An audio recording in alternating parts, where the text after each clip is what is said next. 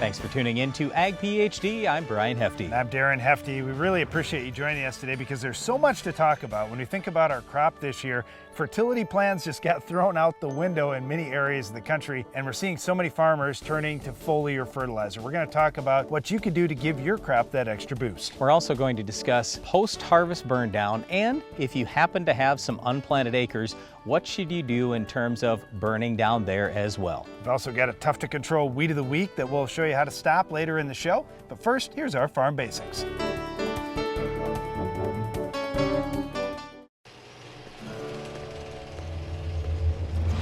Out here, great yield starts with great weed control. That's why I choose the Roundup Ready Extend crop system, the system that makes the difference, because only I know what it takes out here. Yield's what it's all for. But keeping my fields clean all season, that's what it's all about. This is my field.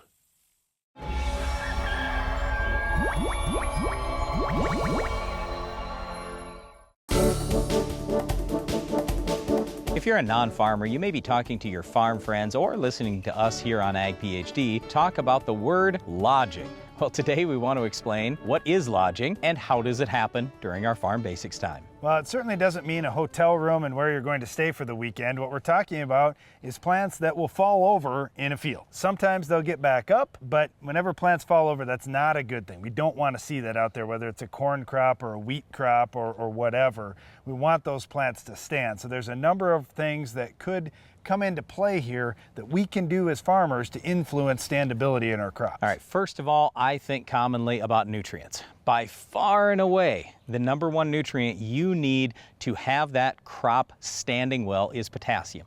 And what we're usually looking for is two things. It's parts per million and it's percent base saturation. So in other words, what's the ratio? The base saturation is the ratio of potassium to some of the other nutrients. We would like in the range of 4% to 8% base saturation potassium, but then we also have to have enough parts per million or pounds per acre to raise a really good crop. And that all depends on your crop. You can just go to the Ag PhD fertilizer removal app to see how much your crop needs. Before we leave that nutrient discussion, I want to add a couple more to that list. Copper and manganese. These two micronutrients are really important to the rigidity of that stalk. So we want to see those nutrients at good levels as well. And then the other thing that we want to avoid is over application of nitrogen. Now, this is one that farmers get criticized for a little bit if there's any level of nitrate in the water. But nitrate's naturally going to be in water. We're going to see that happen whether farmers are applying it to their fields or not. Farmers have to spend money to put nitrogen on fields. We encourage farmers, don't waste any money, don't spend too much money on nitrogen, and keep that in balance as well. The next thing I look at is you've got to have a good root system. So as a farmer, we want to reduce compaction as much as possible and have good drainage below ground. Well, that's a big one. And this year we saw a lot of farmers with wet soil conditions. It was tough to get things planted, and we saw some compaction created out there that's going to limit the root growth. So we'll likely see some more lodging this year than what we see on a normal year. All right, here's the next thing. A lot of farmers, when they get a big wind event and the crop tips over, they immediately go to, well, this variety stood well, this variety did not stand well. It's the fault of the variety. Look, the variety has something to do with it, but that's not the number one factor. Way above and beyond that is everything else we've talked about. It's fertility, it's the drainage, it's compaction in the soil and how deep the farmer planted that seed in the beginning. So there are all these other things that are even more important, but yes, variety can make a difference. Well, the other thing I'd mention here too is crops like soybeans, for example, get kind of a bad name when you look at fields late in the season when they're filled with pods, their leaves are huge, and you get a big rainfall event and you've got everything drooping out there. Well, the question is this lodging, or is this just, hey, the plants are drooping until they drop their leaves off and then the branches come back up? So many times, even after a wind event, we'll tell farmers, hey, don't get too excited yet. Let's just see what happens the next few days, the next couple of weeks. If that crop picks itself back up, it won't be a problem for the farmer to harvest and they won't lose any yield. Another thing that's important if the farmer doesn't want to lose yield is having great weed control, like stopping our weed of the week. We'll tell you how to do it on your farm coming up later in the show. You're invited to attend the free Ag PhD Field Day, Thursday, July 25th. Hi, I'm Darren Hefty. For 2019, we have even more valuable information for your farm. This year, we feature guided tours of more than 100 Ag PhD field trials, highlighting the latest in technology, seed, crop protection, and fertilizer. Plus, you can see high-yield panels with 15 yield champions in corn, soybeans, wheat, barley, milo, and sunflowers. And see the plots that each of those farmers are managing right here on our site. Please register at agphd.com. With the success of the Case IH Steiger Quad Track and Magnum Road Track tractors, it's no secret why Case IH is the leader of the track. So it wasn't surprising when the competition started imitating us. Because Case IH offered the first 5-axle design to give you more power to the ground, with less berming and compaction, all to help you be more productive. Still, we're flattered. In fact, if we weren't already red, we'd be blushing. Invisible, invasive, underestimated. Nematodes are stealing over 10% of yields, and current protection methods aren't enough. But a breakthrough seed treatment technology controls nematodes when they attack. Now offering NemaStrike technology. It provides broad spectrum control from the start and stays in the root zone as plants grow. Take back your bushels with NemaStrike technology. Strike where nematodes attack. Avoid the V-shaped pattern of injury caused by chemical buildup in your booms. The Express End Cap from Hypro eliminates the dead ends that lead to herbicide buildup and provides easy access to your booms, giving a complete flush between applications. Hypro, helping you spray better. At Estes Performance Concaves, we know how valuable your time is at harvest. That's why we designed the new XPR concave system. The XPR system is the #1 performance concave system on the market, surpassing the rest in both speed and efficiency, ensuring every last grain from your field gets into your tank. Plus, XPR concaves work for all row crops. No more changing concaves, meaning you have less downtime. Take back your bushels this harvest. Get Estes Performance Concaves in your combine today. Today we're going to talk about foliar fertilizer use in crops, and there are a couple main reasons why we wanted to discuss this today. Number one, a lot of people didn't get their fertility out last fall or this spring. And then the other reason why we want to talk about it is, quite frankly, we haven't had the best success, or I should use the word consistent success, spraying foliar fertilizer. So we want to talk a little about how you can get more out of your foliar products. First of all, what are some of the things that have led to foliar fertilizer applications not working? And I think about spray pH. What's the pH of that water that you're putting with the fertilizer? We want to see you get that pH down into the 5 to 6 range. So how are you going to do that? There are some water treatment products you can use to lower the pH and lower it pretty quickly and very inexpensively. One other thing that's led to problems is not putting on the right nutrients. I don't know how many farmers I've talked to that say, well, I put this blend of nutrients out there and it didn't really give me a big response. And I said, well, what were you short in? And they just kind of look at me like, well, I don't know. Plant just looked a little not as green as I'd like it. So what we want you to do is do some plant tissue analysis, and don't just do it in one day. Do it over a period of time, and then you can kind of see what you're finding for movement. So when the crop is really small, start then. And by the time it gets a little bit bigger, you can see, okay, I was short. Ooh, okay, now I understand. I better get some more of this particular nutrient on. All right, let's talk about some of the other things that we've seen help foliar applications work a little bit better. Let's start with a fulvic acid or something to drive those nutrients into the plant. Well, a lot of the high yield farmers that we work with around the country are using fulvic acids. Another thing that farmers are using is plant growth hormones. And it's interesting today, you will find in some of the foliar fertilizer products, there are plant growth hormones in there, and they might not even tell you there are plant growth hormones in there. It might just be in the inert ingredients. But you got to remember, in order for that foliar fertilizer to really work well, you've got to have the right balance of hormones and enzymes in that plant, and it's hard for that plant to do that sometimes when you put a big dose of fertilizer on. So that's why you're going to find some of these hormones and even enzymes going along with foliar fertilizers more and more in the future. Well, there's also been a big difference with which nutrients you're choosing and what form they're in. There are a lot of different forms that a nutrient may come in. So maybe you're talking about zinc, for example. Are you using a zinc oxide? Are you using a zinc sulfate? Zinc chelate. What kind of chelation process is in the product?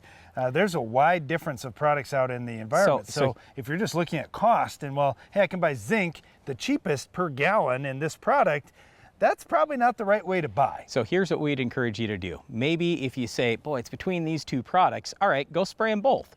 And then do tissue tests before and do tissue tests after. And then you can see which one actually got into the plant, which one actually increased the levels. Well, that's probably the one you want to use in the future. Well, and you take those products to yield as well. And if you split a field, for example, you can say, oh, okay, this half of the field where I used this particular product yielded 3 bushels more. Boy, it doesn't take a rocket scientist to figure out which product is probably the best going forward. Here's another thing you can consider. Are you greening up the plant or are you actually helping yield? For example, if you have iron deficiency chlorosis, yes, you can throw some foliar iron on, and yes, it will green up the plant. But a lot of times we don't see the yield gain. We see much more yield gain when that iron is used pre-emerge or especially in furrow. All right, we've mentioned quite a few things. Let's talk about specific products and what we're doing on our farm. You can do different things. In our area, what we're using to lower our water pH is a product called Water-Right. So we'll put Water-Right in. It only takes a few ounces. It's not a big deal. It doesn't cost a lot of money to do it, but you really do need a pH tester. And if you either get some strips or just a little testing unit, it's really cheap, it's really quick and easy to do. Yeah, and you don't have to do that with every load. Once you see, okay, what's my water? How much does it take of whatever you're going to mix in there to lower the pH? Then just do that the next time too, and you're done. Okay, Brian mentioned a lot of people like to use some Fulvix. We've been using a product called Nutex EDA that has enzyme-driven activity to drive those products into the plant. We've had really good luck using Nutex. In terms of a blended fertilizer product, we've been using AC97 quite a bit. That's got a bunch of micronutrients in there, in addition to some plant growth hormones. We've had good success with that, but there are a lot of good fertilizer products out there too. Again, we just encourage you, do some tissue analysis, try to figure out and even use some common sense and say, okay, I'm looking at this kind of yield gain and I've only been applying a small amount of these nutrients. Maybe I should try a little more fertilizer, and especially with certain specific nutrients. The more specific you can get, usually the better chance you have for a gain. Talking a lot about foliar nutrition, but we can't forget about weed control. We'll show you how to stop this tough weed later in the show. There are a lot of steps to having a perfect season. Don't let your fertilizer plan be the step that trips you up. No matter when you apply fertilizer, no matter how, AgroLiquid has the experts and the products that'll help you move closer to your target and hit the bullseye.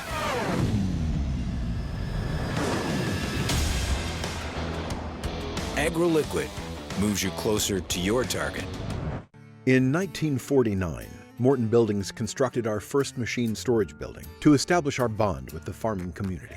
Since then, our relationship has grown, and so have our product offerings. From the smallest specialized operation to the largest agricultural enterprise, we understand the needs of your business and continue to evolve to meet industry demands. Plus, when you build a Morton building, you're backed by the strongest warranty in the business. To learn more about the Morton Advantage, visit mortonbuildings.com.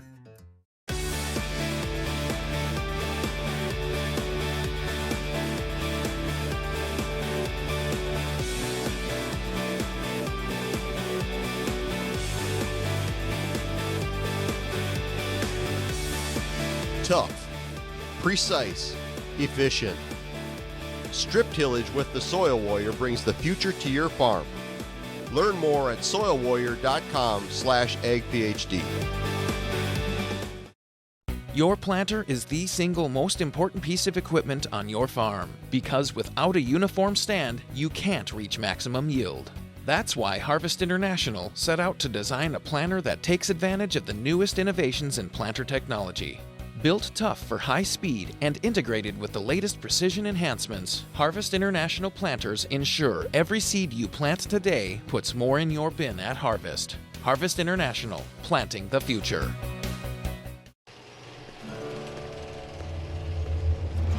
Out here, great yield starts with great weed control. That's why I choose the Roundup Ready Extend crop system, the system that makes the difference. Because only I know what it takes out here. Yield's what it's all for. But keeping my fields clean all season, that's what it's all about. This is my field. Usually at this time of year, we start talking about post-harvest burn down for farmers who are beginning small grain harvest in different areas of the country. But this year, we have to add to that because unfortunately there are a lot of unplanted acres, so we're going to talk about burn down in these two sometimes very different situations. Let's start first with these unplanted acres. The big difference with the unplanted acres is weeds could be enormous. Unfortunately, both Darren and I went through the year 1993 as young agronomists, and we were out there trying to burn down weeds that in some cases were 1, 2, 3 feet tall. When you've got enormously huge weeds, you've got a couple challenges. Number one, no product will be labeled. And number two, how are you going to get great spray coverage? Because right below that canopy of thick weeds, there are a whole bunch of little weeds. So in that case, you're probably going to need to use lots of water, lots of spray pressure, and unfortunately you may have to spray a second time if you don't get good coverage on the real small weeds that are down below. Brian, I thought you were going to say, unfortunately, you may have to slow down as well. Part of getting good spray coverage is not going too fast. Now I get it, with an airplane, for example, they're going to be going a lot faster than you would with the ground rig, but they've also got all that downforce that they're pushing spray down into that crop. Let's just talk about the ground rig and you're doing the job yourself. You're going to probably run 20 gallons of water and you're going to go 10 miles an hour or slower to try to force that product down through the canopy and get the best coverage you can. The other thing is to have realistic expectations. Just know, nothing is labeled for those great big tall weeds and you're not going to get 100% control. But if you can get 95% or better, now you've got just a few weeds that you've got to come back with on the next pass. So going back to 1993, what we had a lot of people doing was gramoxone and 2,4-D together. Now you might say, well wait, I want to plant a cover crop next week. That 2,4-D could potentially ding the cover crop. Here's the good news with 3 foot tall solid weeds out in the field. None of that 2,4-D is getting to the ground. So the odds of any residual being left for next week are slim to none. Plus the fact if you are going to raise a cover crop, it's not your actual crop. If a little bit gets dinged up, if the stand is hurt a little bit, who cares? It's not that big a thing. You just want something out there to grow, to keep the mycorrhiza fungi going, to hold down the soil, prevent erosion, those kind of things. So anyway, I come back to, we do really like gramoxone, but the problem with gramoxone is it's super dangerous to human beings. If you haven't normally used gramoxone in the past, be really careful with it. It's paraquat is the active ingredient. It's about the same safety factor as what gasoline is. So it's very dangerous to human beings, but if you use it correctly and you use it safely, it is an excellent herbicide, and I like the fact that by the time you get done spraying the field, you will see where you have sprayed. You don't need to leave a mark or anything like that. You're going to know probably within an hour of whether or not anything is going to die because it moves quickly in that plant. So if Brian sufficiently scared you off of gramoxone, which you can use gramoxone, it's okay. But if you don't want to, you could go to Roundup. But the problem is we do have a number of Roundup resistant weeds, whether it's mare's tail or pigweed or whatever in your area. So you could use Roundup, but then spike in other products. AIM is one I mentioned already that isn't going to have soil residual that could be used. But again, you could look at what specific weeds you have and try to find tank mix partners for Roundup to try to help that out. Yeah, you could throw in a little metribuzin, dicamba, 2,4-D, something like that. One of the big things is you probably want fast burn down so you can go work the ground and then you can plant a cover crop. So I understand why you want to use gramoxone, but there certainly are alternatives. All right, let's switch gears and talk about the post-harvest burn down again. As we mentioned earlier, you're going to be dealing with much smaller weeds compared to the unplanted acres, but some of those weeds may be perennial type weeds. I look at Canada thistle as one of those that if you didn't get it under control in your wheat crop, now you've got a plant that's been growing all summer. It's got a pretty good root system underneath it, so it's going to take a little different product to kill that. Something like gramoxone, for example, is just going to burn off the top growth. It's not going to get down into that root system. If you've got a couple of months here before you're going to be coming back and planting again, well, you could certainly use a dicamba or a 2,4-D at this stage, or you could look at something that's actually going to take it out depending on crop rotation. Maybe you look at something like Stinger that's going to get down into that root system, or you could just use a high rate of Roundup, which will also get all the way through that root system. And there you go. That's the answer, is a high rate of Roundup. Usually when we're talking post-harvest burn down, the weeds are tiny because you've cut them off. And generally speaking, we don't have that big an issue with controlling weeds other than this. A lot of wheat in the United States anyway is grown or barley or oats, whatever, the small grain crops, they're grown in drier areas. Well, if it's been dry and hot, the problem is the weeds have thick, waxy leaf cuticles. So to penetrate through that, you may need some crop oil or methylated seed oil. So you can use the same products as normal, Roundup, 2,4-D, dicamba, AIM, a lot of the things we talk about all the time, but maybe throw a little oil in with it, crop oil or methylated seed oil, and that will really help. Now the other thing again here is that residual component. How much time do you have and what crop are you rotating to? There are a number of good residual products, but be careful. If you aren't getting rainfall, like Brian mentioned in your area, those residuals are going to last even longer than what that label is going to say. We've seen many growers in drier parts of the country find this out the hard way, that, oh, that product's only supposed to last for a month, or that product's only supposed to last for 2 months. And it's still sticking around 3 months, 4 months, 6 months later. So just be cautious in your area. If you're very dry, if you're getting less than 15 inches of annual rainfall, or if you're just going through a drought and not getting any rain this particular year, just add another season on before you rotate back if you've got sensitive crops. All right, but we're probably talking Valor here, and you can rotate to most crops soon with Valor. So that's the direction we'd want you to go. The direction we don't want you to go is atrazine. With atrazine, you've got a lot more risk in terms of the environment and certainly in terms of carryover. Well, there's a lot of things to think about in burn down after a crop or where you didn't get a crop planted. Hopefully we've given you some things to chew on today. One of the weeds that you might be going after is our Weed of the Week. We'll show you which specific products work best on our tough weed coming up next. The Weed of the Week is brought to you by Corteva Agriscience, Agriculture Division of Dow DuPont. Finish the fight against tough weeds with the Enlist Weed Control System.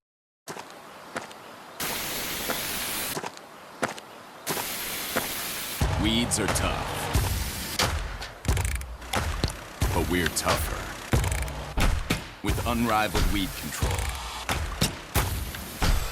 reduced drift, and near zero volatility. So, who's tough now?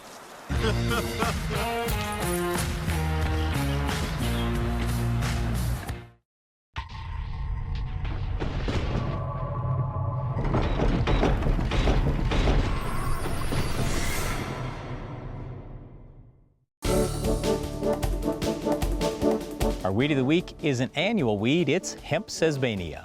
When we look at hemp sesbania, it's often it has these branches with 20 leaflets on it. They're pinnately lobed, and you think, oh boy, that's easy to identify. I get it. It's got yellowish, orangish flowers, and you know, it's just one of those weeds that we always see out there, and it seems to make it through our pre-emerge treatments pretty well too, which is frustrating. Well, it depends on the pre-emerge treatment you're going to use. Before we talk about that, the big reason why I want you to make sure you control all the hemp sesbania plants is it can host soybean cyst nematode. So even if you are in a corn year and you say, well, I'm rotating, so that should help my cyst nematode population, it's not going to if you got a bunch of hemp sesbania out there. All right, so we want to start with our 3-pre program in soybeans. That will take out a good chunk of the hemp sesbania. I especially like Valor in that mix. Authority's not too bad as well. Those would be key components. I also like metribuzin in that 3-pre mix. Post-emerge in soybeans, we like dicamba, 2,4-D, Roundup, or Liberty, all depending on which trait you've used for soybeans. If you have conventional soybeans,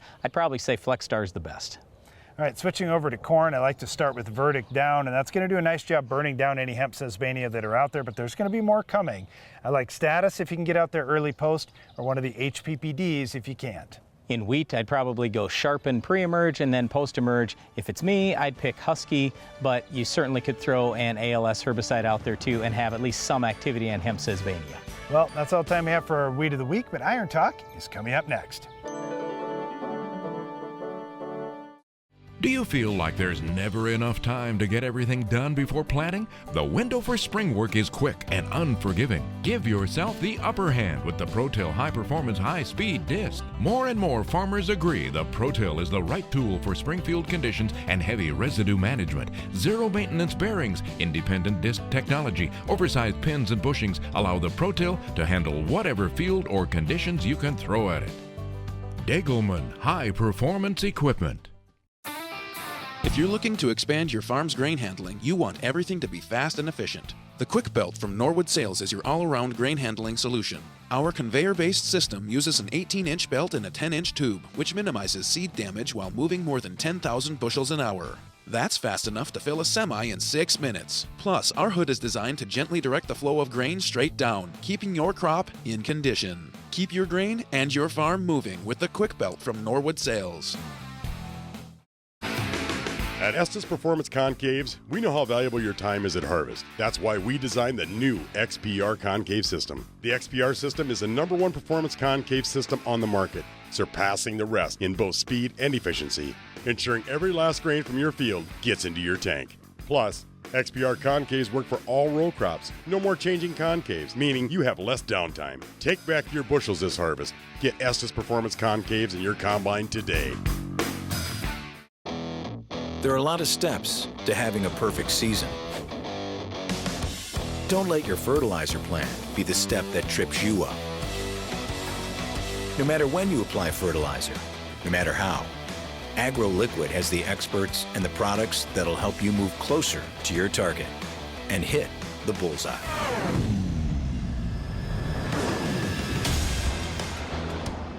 AgroLiquid moves you closer to your target. Your planter is the single most important piece of equipment on your farm, because without a uniform stand, you can't reach maximum yield. That's why Harvest International set out to design a planter that takes advantage of the newest innovations in planter technology.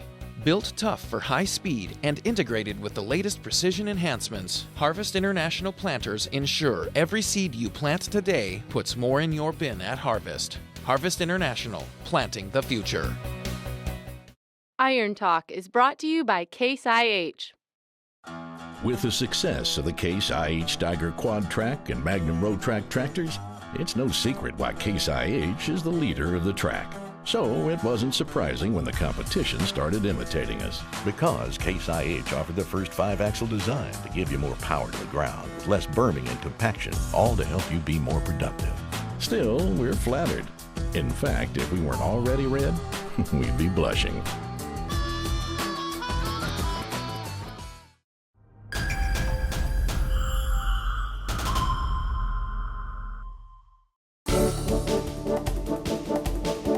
It's been a crazy year with excess moisture since last spring, more prevent plant acres than anyone imagined, and some real struggles even in the fields that did get planted. There have been quite a few questions about how strip tillage fared in these conditions, and that's the topic for today's Iron Talk.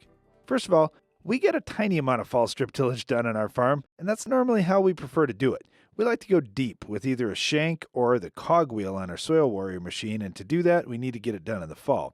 That's normally how we put on our P&K, too. So our tillage, seedbed prep, and fertility work was now all going to have to become a spring project. And by now, you know how that turned out. Wet. So the deep tillage pieces got switched out for a pair of 20-inch fluted coulters designed to go 6 inches deep. That also allowed us to run faster. We ran up to 7 miles per hour, but were told that we could run as fast as 10 if the conditions allowed.